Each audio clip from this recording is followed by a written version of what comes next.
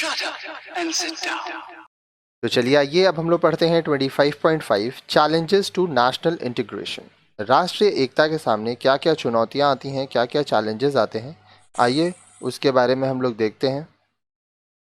Communalism, linguism, and regionalism are the main challenges to the national integration in our country.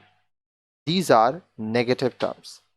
सांप्रदायिकता, फिर भाषा संबंधी जो परेशानियां हैं, क्षेत्रवाद जो है, ये प्रमुख चुनौतियां हैं भारत के राष्ट्रीय एकता के विषय में।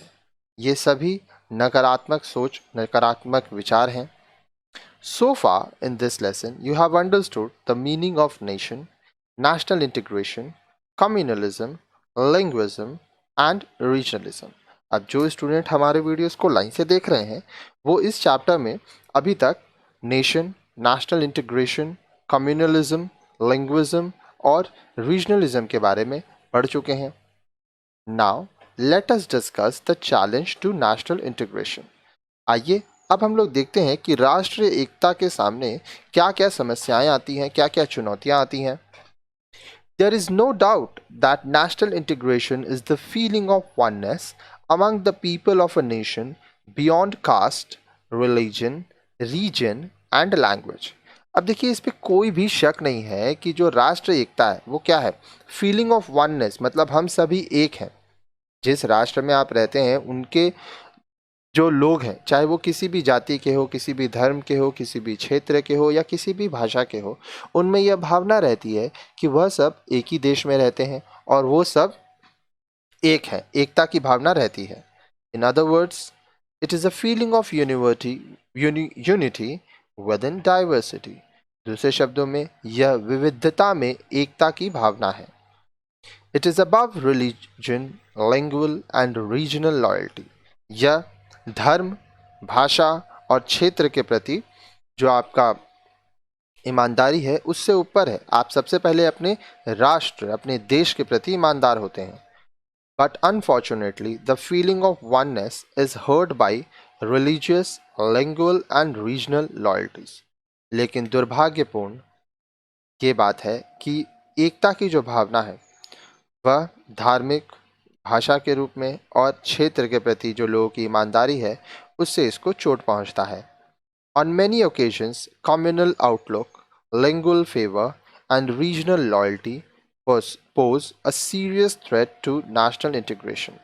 बहुत बार ऐसी समस्याएं होती हैं जब आपका जो सांप्रदायिक जो आपका दृष्टिकोण है, जो लोग अपने भाषा को फेवर करते हैं और जो लोग अपने क्षेत्र के प्रति ईमानदार होते हैं, देश के प्रति ईमानदार नहीं होते हैं, उसके वजह से राष्ट्रीय एकता पर बहुत परेशानियां आती हैं। एक डर का माहौल, एक खतरा पैदा होता है। So communalism, linguism and regionalism are the main challenges before our national integration.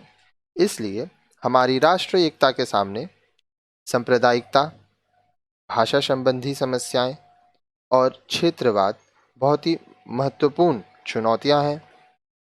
आगे देखिए। In our country the feeling of oneness between Hindu and Muslims have been challenged in many occasion. हमारे देश में हिंदू और मुस्लिम जो एकता है, बहुत सारे ओकेजन्स ऐसे हुए हैं, बहुत बार ऐसा हुआ है कि इसमें परेशानियां आई हैं। Although there have been minor communal rights in Bihar, UP and other states, the cruelest scene of rights had appeared in 1947 and 1992, which had touched almost the entire length and breadth of our nation.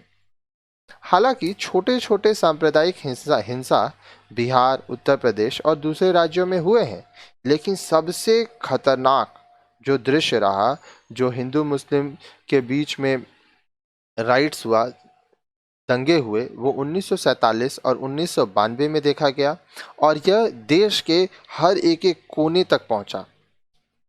In communal riots people forget that they are Indians. जब सांप्रदायिक हिंसा होती है तो लोग ये भूल जाते हैं कि वे सभी भारतीय हैं।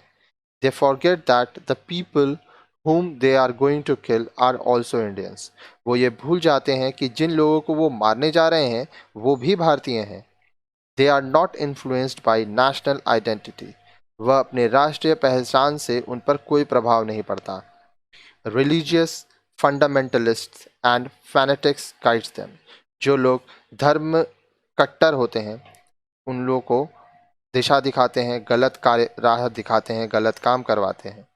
Some political and religious leaders add fuel to communalism to promote vested interest. Thus, communalism is a challenge to national integration.